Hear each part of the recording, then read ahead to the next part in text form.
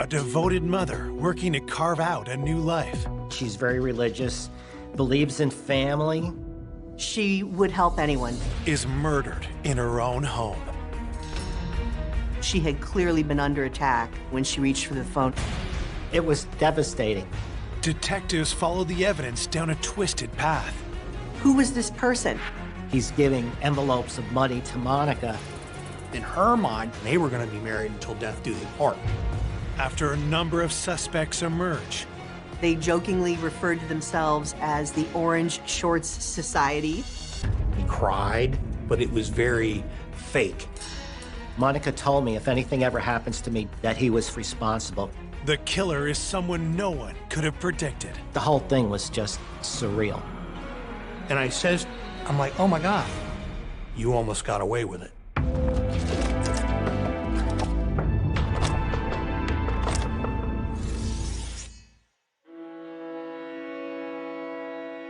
Glenville, Pennsylvania. It's a small, proud community where everyone knows their neighbor by name. It wasn't really even a town, it was rural. Good, decent people. You could just keep the doors open on warm days, sitting on the porch and just relaxing and enjoying the peace. It's a rural area in central Pennsylvania, so it's not typical for a violent crime to occur, and if it does occur, it's an abnormality. On a spring afternoon in 2010, that peaceful atmosphere is interrupted when dispatchers at York County Control get a mysterious call. Someone had dialed 911. 911. And no one was saying anything. Hello? The dispatcher that received the call was inquiring, hello, is anyone there? So the protocol at the time was hang up and call it back. They received a busy signal, so the phone was off the hook. They dispatched Southwestern Regional Police. A patrolman entered the residence and announced himself that he was with law enforcement. And as he made a right into the living room area, he discovered the body.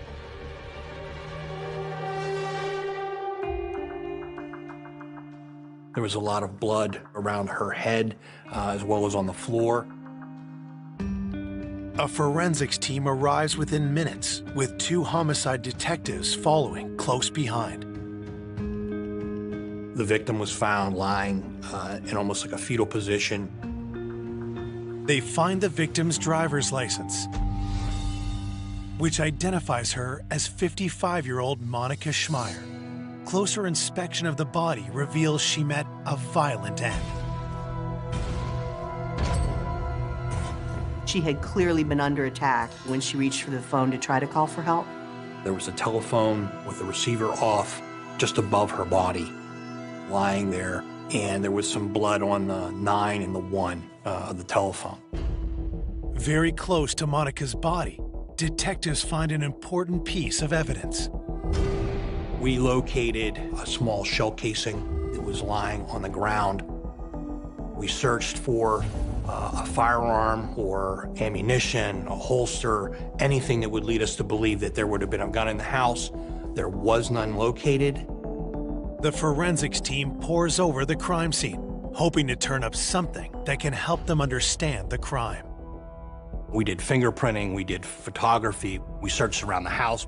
There was nothing there to lead us to believe that it was a home invasion, and it was very mysterious to us as far as, what happened here. Another detail suggests Monica wasn't the victim of a robbery gone wrong. We did locate some cash in the home that were in white envelopes that were on the bookshelf. We found cash in bins that were packed up that you could visibly see as you walked around the house. The envelopes we found were very easy to see. Some of them would have maybe $100 in them. Some of them only had a few dollars. Each one of them had a designation on the envelope, like to the church or for a bill or something like that. Investigators begin collecting forensic evidence for further analysis. The evidence we collected in the home consisted of the money envelopes, the blood evidence, scrapings from the phone, from the floor, and fingerprints. A Rolodex was found. On the Rolodex, we found some close contact information. While forensics continue their work at the scene, detectives track down Monica's family to deliver the terrible news. Monica had 2 adult daughters, Veronica and Elsa, and they were not living at home at the time of her killing.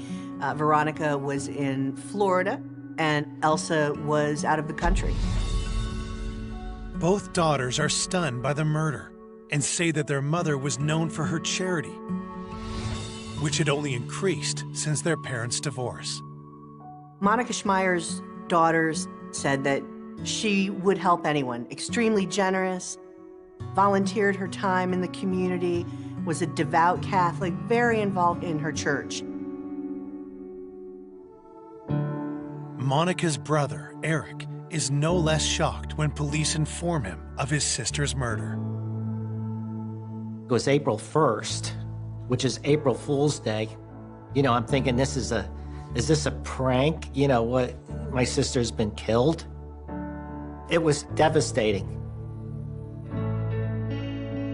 Monica was not only my sister, she was my next door neighbor.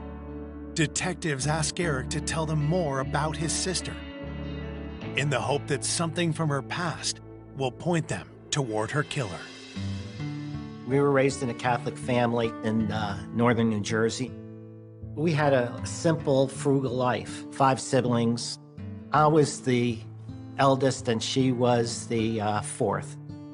She was the smartest out of all 5 of us. Monica was very studious and very determined. Even when she was a little kid, she was a bookworm. She aced everything through college, grammar school, high school. Monica studied like crazy and went to medical school. She was going to do her internship. She was starting it in New York City. As Monica was chasing her dreams, her life took an unexpected turn. She met John Schmeier, and they fell in love. She became pregnant, and that was a surprise to both of them. The young couple got married in 1981 and began building a happy life together. Monica became a mother, and she felt that she had really found her niche. And she just loved being a mother. John, he went and got his degrees, and he became an ophthalmologist and was offered a position in Hanover, Pennsylvania. They asked me to come along and be the office manager. With John busy at work, Monica focused on motherhood and let her own career go by the wayside.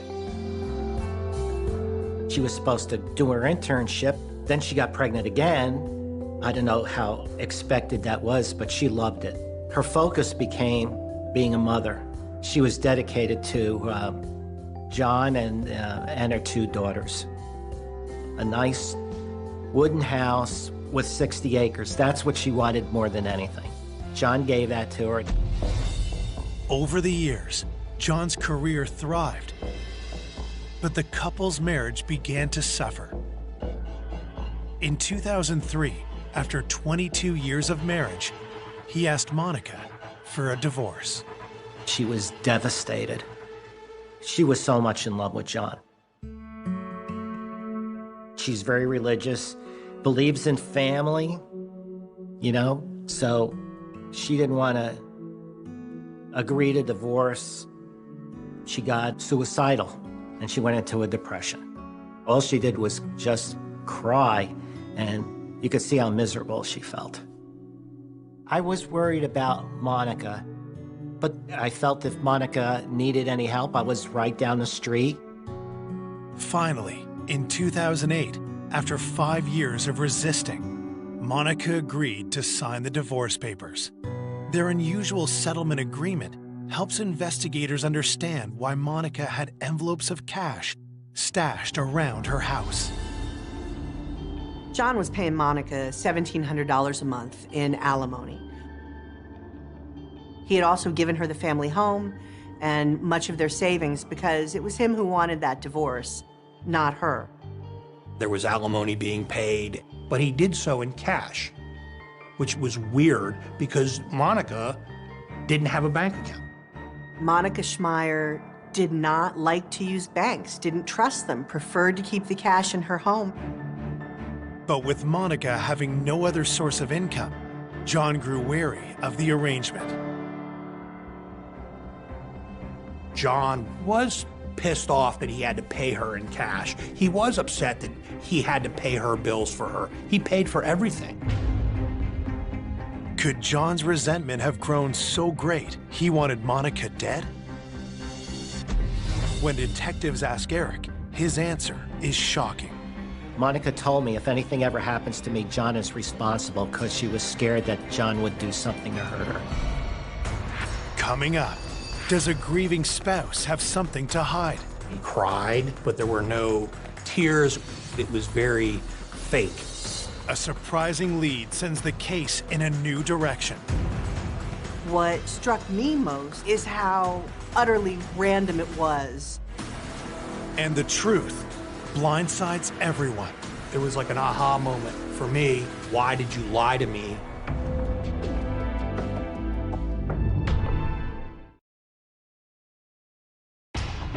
York County Police investigating the horrific murder of Monica Schmeier have reason to be suspicious of Monica's ex-husband, John.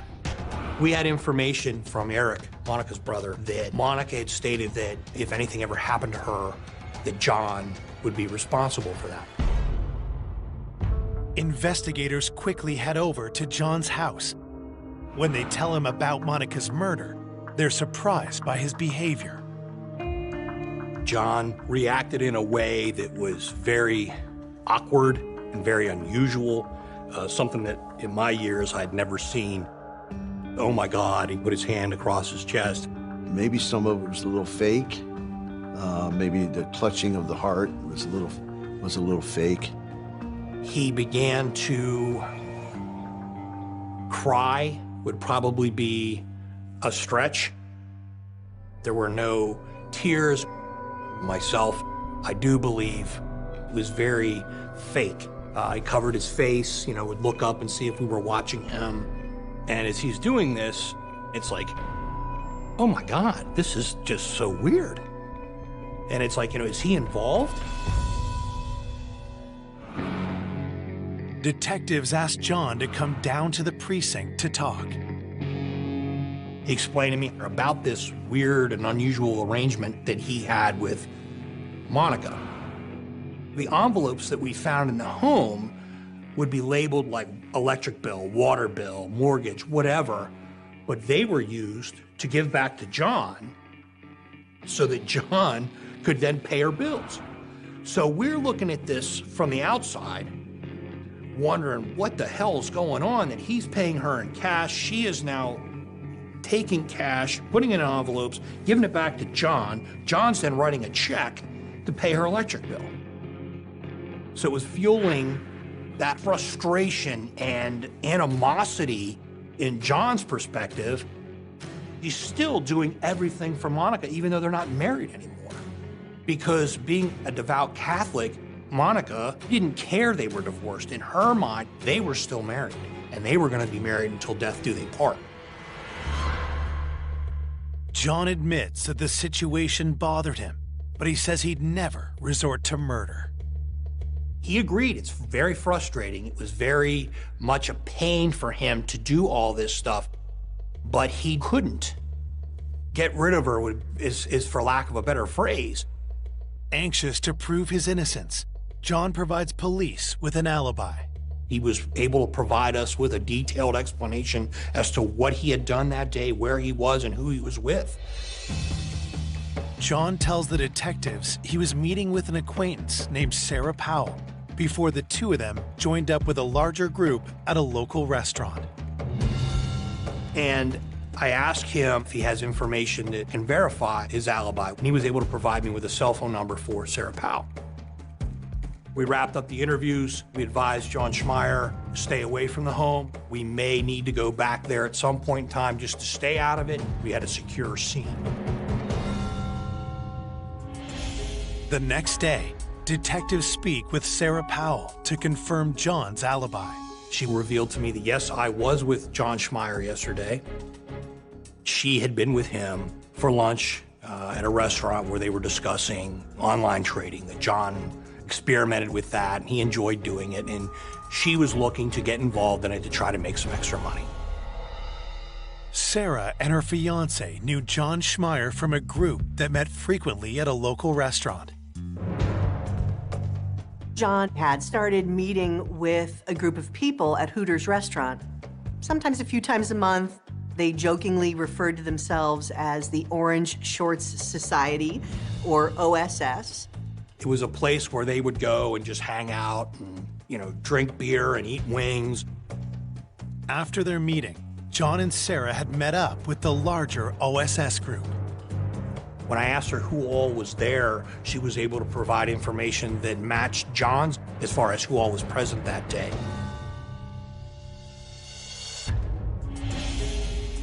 Investigators tracked down the rest of the OSS members at the meeting, and each one of them echoes John and Sarah's story.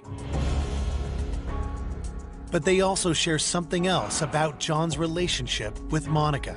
At these OSS meetings, John would say that he was frustrated with her and he was trying to move on with his life, but yet Monica was always there in his business. Even though his alibi is confirmed, John appears to have a clear motive for murder, which makes him suspicious to police. So they ask him to take a lie detector test. John submitted to a polygraph examination. John's polygraph was inconclusive, which means that we were unable to determine whether he was being truthful or not. The test results have police mulling over a new theory. Well, if John has an alibi, well, then maybe there's something else going on here that we need to look into. Theoretically, what if he paid somebody to kill her? We started really looking at John as far as, a murder for hire, that theory. There was money involved, and certainly divorces can be acrimonious. He certainly was somebody they continued to look at. Detective suspicions about John are stoked yet again when they get a troubling call from Monica's brother, Eric. I told them that John comes to the door at about 5, 6 o'clock in the morning. And then John went into explaining that he went to Monica's house. John was not supposed to go to the house. He was told not to go there. He went there anyway. Now that set a bell off for us. What the hell's going on here?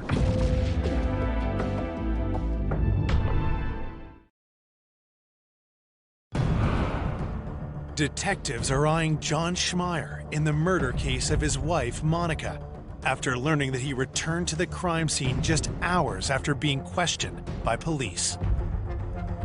We learned from Eric, Monica's brother, that John Schmeier disregarded what we had asked him and actually went to the scene to see what had happened and gone into the house, had looked around, had walked around. John's behavior is not only suspicious, but could have damaged the investigation.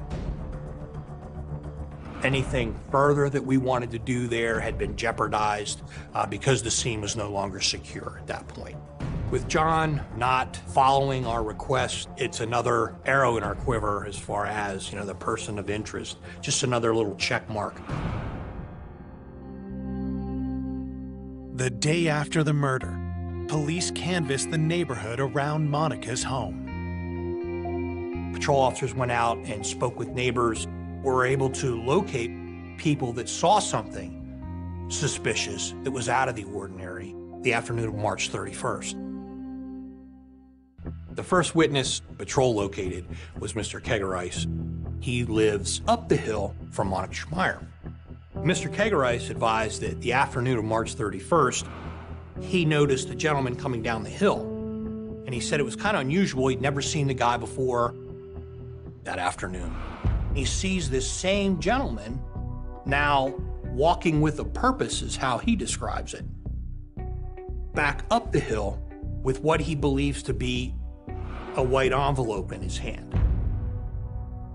So now we're putting two to two together. Oh, white envelope. We had white envelopes in the house. Those white envelopes contained cash. Why is this guy in the middle of nowhere, then comes back, and now he has an envelope, and he's walking with a purpose? Patrol also located a second witness, Mr. Crawford, who lived a little further up the hill. And Mr. Crawford was able to tell us that he was coming up the road from the Schmeier residence, and he noticed a gentleman walking up the roadway, which was unusual because there's not a lot of foot traffic out where these guys live. And Mr. Crawford also said you can see up the hill a silver van. And he describes it as a work van. It's not a, a soccer mom van. It's just your regular panel work van. Patrol was able to locate some tire tracks in the grass where that van, you could see where it did like a three-point turn, turned around and went back up the hill. So now we have a direction of travel. Investigators conclude the van headed towards a village called Jefferson. In Jefferson, there's a bank. Now that bank has a camera that's facing out. So what we figured was, well, we'll get a search warrant, we'll grab the bank video, as well as an ATM for March 31st. If the suspect had made a left, he goes towards Jefferson. If he makes a right, he goes to Maryland. We have a 50-50 shot, whether or not we got this van. Investigators keep their fingers crossed as they comb through the poor quality video. And I looked through all this video looking for silver vans, and I was able to find numerous silver vans that were coming through and going back on that day. We were looking for a needle in a haystack. We had a van. We now had, a possible suspect. We had the white envelopes. We had, all this information, but yet we still were getting nowhere. 3 days after the murder, investigators get the autopsy report, which they hope can help shed some light on the circumstances of Monica's death. Miss Schmeier had been murdered with a single gunshot wound to the head, right above her eye. What also was found was she had a lot of trauma to the right side of her face and her cheek and lips area, indicating that there had been a struggle. I told them that Monica would fight. Monica had no fear. She had no fear of death. Monica did not care. She would go after the guy and scratched him.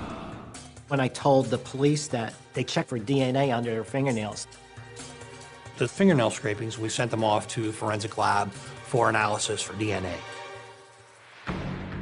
While they wait for the results, detectives focus on anyone Monica would have trusted to come to the house. We had information from Eric, Monica's brother, that Monica had a handyman that would take care of things for her. He lived a pretty good distance from her house. He would come down and did a lot of work for her, trimming trees and stuff. He did come often, and he didn't charge her for anything.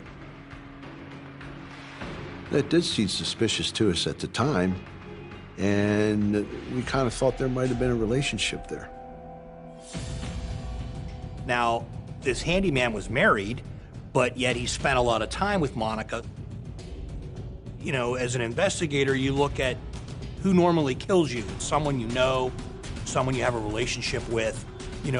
There's a thin line between love and hate, and that's where, our suspicions were, okay, well then maybe there's something else going on here that we need to look into.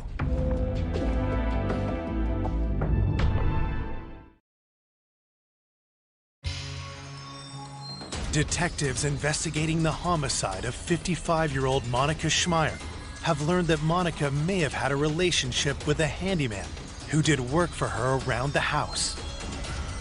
He would cut her grass, would do odd jobs around the house, take care of things for her. And she would often be seen like having lunch with him, or there was a relationship there. Now, we didn't know how strong that relationship or how intimate that relationship was. Monica's brother, Eric, can offer investigators little insight into his sister's recent personal life. In the beginning, we visited often, and then John left. Even though she was my next-door neighbor, she became isolated from me, and in a way, I didn't know what was going on.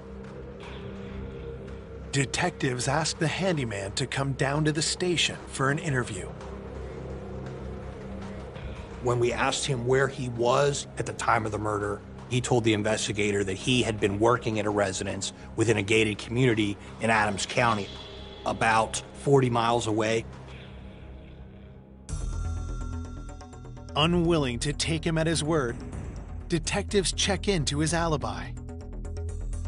We were able to substantiate that based off of the gate log as well as the video that was there that showed him coming in early in the morning and leaving after the 911 call would have been placed. So we were able to eliminate him as a possible person of interest in this investigation. With the handyman in the clear, detectives are running out of possible suspects. We looked at everyone. We looked at the UPS driver who delivered a package that day. We looked at the mailman. We looked at the exterminator. We looked at people that she knew from the dry cleaners. Anywhere we could find information about Mrs. Schmeier, we talked to those people because we were at wit's end as far as who could have done this and why would they have done it. The passing weeks start to take an emotional toll on Monica's friends and family.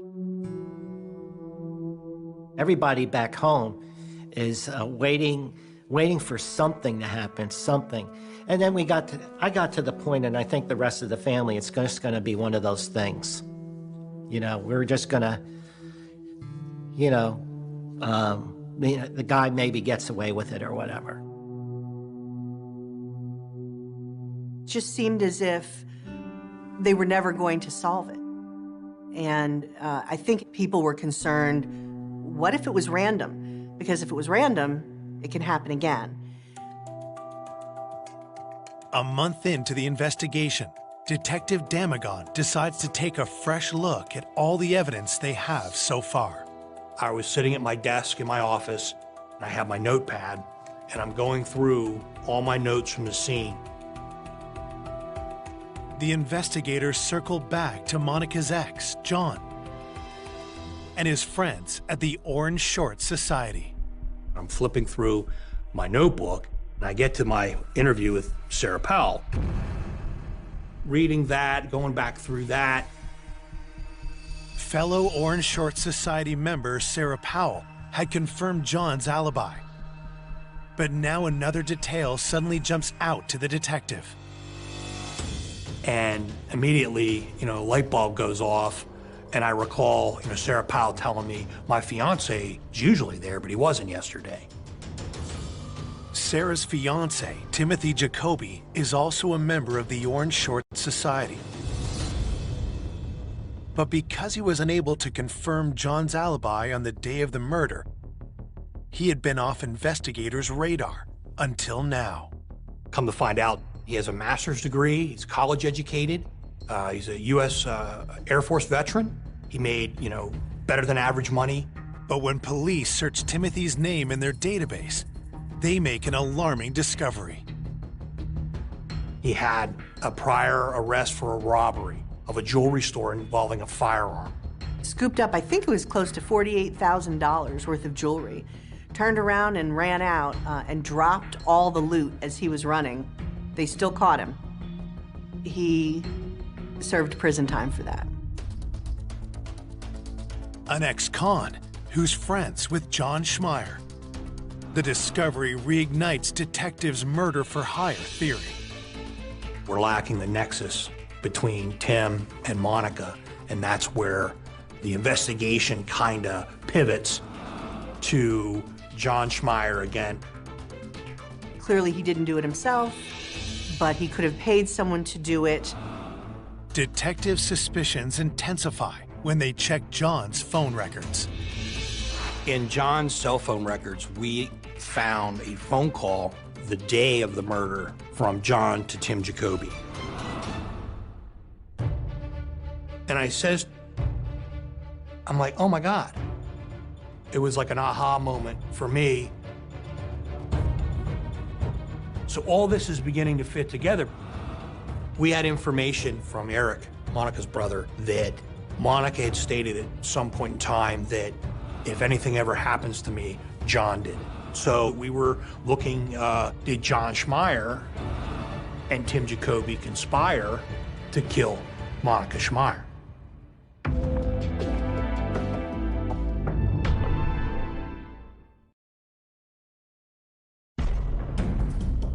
When police discover that John Schmeier's friend, Timothy Jacoby, is a convicted felon, they wonder if Schmeier may have commissioned him to murder his wife, Monica. I run him for firearms, and what does he own? A Kel-Tec 32 automatic, which is one of the manufacturers we're looking for. So again, another flag goes up. You know, now we got to tie him to a van. Was Jacoby the man witnesses saw driving the silver van close to Monica's house around the time of the murder? But the problem we're seeing now is he doesn't own a van. We then identified where he worked, and he has access to a silver work van that they sign out on a calendar. You just go in and you check the calendar. If it's available, you put your initials in there, and on Tuesday you get the van. Investigators asked for the company's logbook to see if Timothy had the van when Monica was killed. We're going through it, and wouldn't you know it, there's only 11 months there. And the 1 month is missing is March. March 31st is the date of the murder. Once we found that Tim Jacoby had access to a van, we checked that bank surveillance video, and we were able to locate a van that's the same make, model as the one that Tim Jacoby had access to, coming out a route that would lead someone towards Tim's home. The evidence piling up against Jacoby is compelling, but detectives will need something more concrete if they're to file charges. We make the decision, we're going to hit Tim's house with a search warrant. Tim did not say one word. Not, why are you guys here? What's going on? Nothing. Silence, other than a smirk on his face. The search quickly uncovers damning evidence. We found a firearm that had been stolen in a burglary in Florida some years before. So Tim, being a felon, he was not to possess any kind of firearm, and he was currently on parole, so we charged him with possession of a firearm as well as receiving stolen property. His parole was violated, and he was put in jail. In addition to the stolen gun, investigators find a strange piece of evidence that leaves them scratching their heads. In a detached shed that was on the property, we found a small barrel about, I don't know, that long, maybe 2.5 inches long. And it appeared to me that it was consistent with a .32 or a small caliber firearm barrel. Could this barrel be part of the murder weapon? While it's sent to the lab for analysis, detectives have some questions for Jacoby. But Jacoby isn't interested in talking. Tim invoked his right to counsel, advised that he didn't have anything to say, and that he wanted his attorney present. While Jacoby stonewalls, detectives question his fiancée. When we interviewed Sarah, Sarah denied any involvement to the point where she was physically upset. I then further inquired with Sarah if she'd ever seen this small black firearm that would fit in like the palm of my hand, a .32 ACP firearm to match the shell casing we found at the scene. And she said yes, that she had been with Tim when he had shot it. and she advised that it was at Tim's parents' place on a covered porch that's behind their farm, and they would shoot up towards a field. Police quickly file a search warrant and begin scouring Tim's parents' property, starting with the house. We found the box for a .32 ACP firearm, but we didn't find the gun. I went out back looking in the grass, trying to find, a shell casing, something that's going to help us. We didn't find anything. To connect Tim to Monica's murder, detectives need to find the gun or the shell casings that match the ones found at the crime scene. At that point, I'm standing on the decking of this porch, and I look down. The boards are spaced in a way that they're, I don't know, maybe a ½ inch to 3/4 of an inch apart. A light bulb goes off. I look at these two guys and said, did anybody go underneath? And they said, I don't think so. And I'll never forget, I'm standing there. They weren't underneath the platform for, 30 seconds. And the one officer says, are you looking for a .32? And I said, man, don't screw with me like that. And he goes, here you go. And he holds one out from underneath the porch. He goes, oh, here's another one. Here's another one. Here's another one. The shell casings we found at the Jacoby farm were matched up with the shell casing from the murder scene. The gun that fired the shot that killed Monica Schmeier is the same gun that fired those rounds that we found at the farm. But before detectives could bring murder charges against him, one question was crucial to their case. Why would Tim Jacoby kill Monica Schmeier? Police determined that he had never met Monica, had nothing against Monica, and the only way he knew her was through her husband.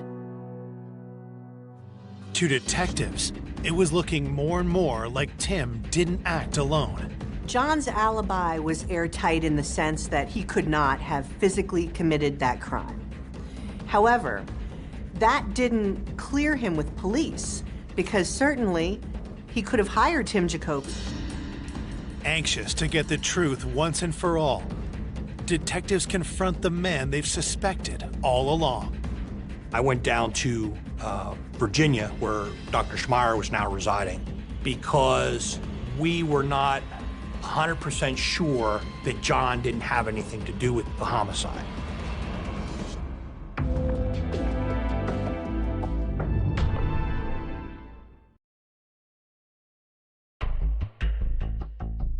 Police have strong evidence implicating Tim Jacoby in the murder of Monica Schmeier. But they suspect that Monica's ex-husband, John, may have ordered the hit. We've identified Tim Jacoby as a suspect, but now we need a motive. Well, how does Tim Jacoby know Monica Schmeier? Because he doesn't know her, but he knows John. Did John Schmeier and Tim Jacoby conspire to kill Monica Schmeier? John and Tim would socialize together. According to John, that's where Tim learned about Monica and the envelopes of money. When we questioned him further, he said Tim knew that Monica would have cash at the house because that's what John told everyone. He knew that Monica lived by herself because that's what John told everyone. Tim Jacoby took that information and he devised in his mind the perfect crime. It's a plausible motive. Still, to test the theory that John may have paid Tim to carry out the murder, detectives searched the financial records of both men.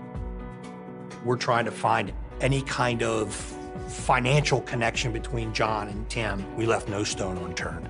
We were finding nothing. Yet detectives know that John had played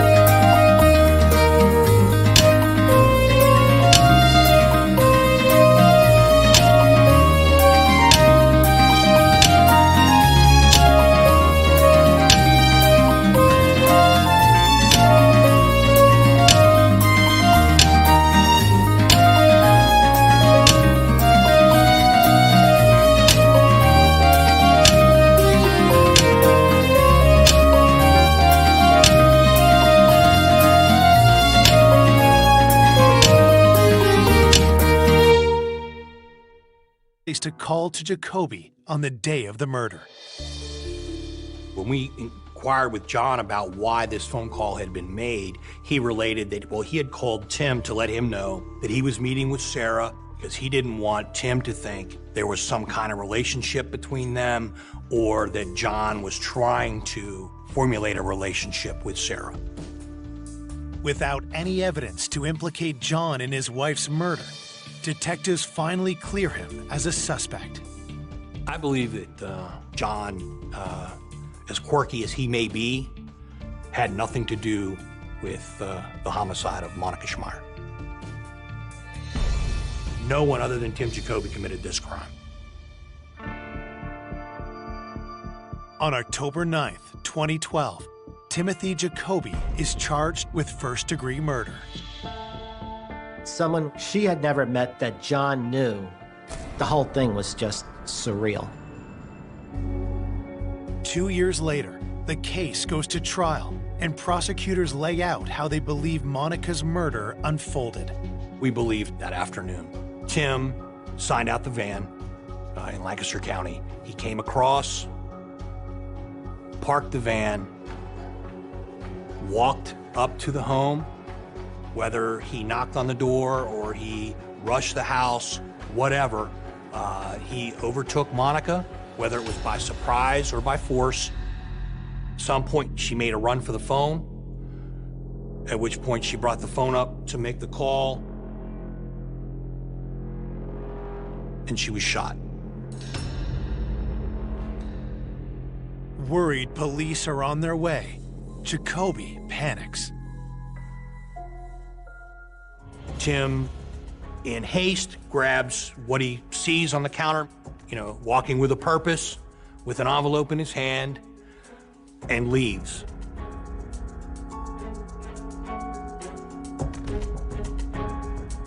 Jacoby tries to cover his tracks by tampering with the logbook and murder weapon. It showed that Jacoby was trying to erase every bit of evidence that might tie him to this crime. So far, the evidence is circumstantial. So prosecutors turn to the results of a specialist YSTR DNA test. A YSTR tests for specifically the male Y chromosome.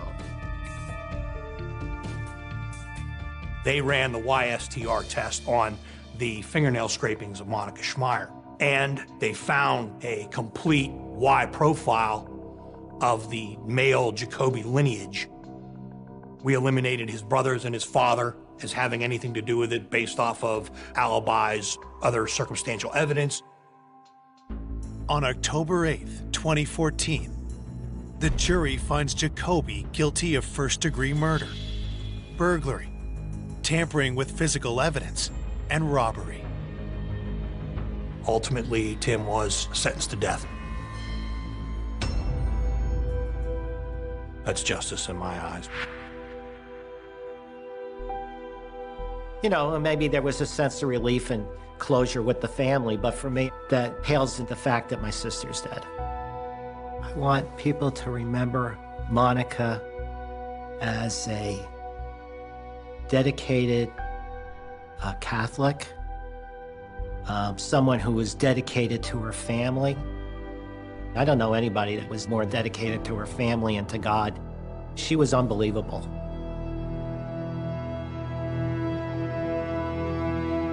For more information on an unexpected killer, go to oxygen.com.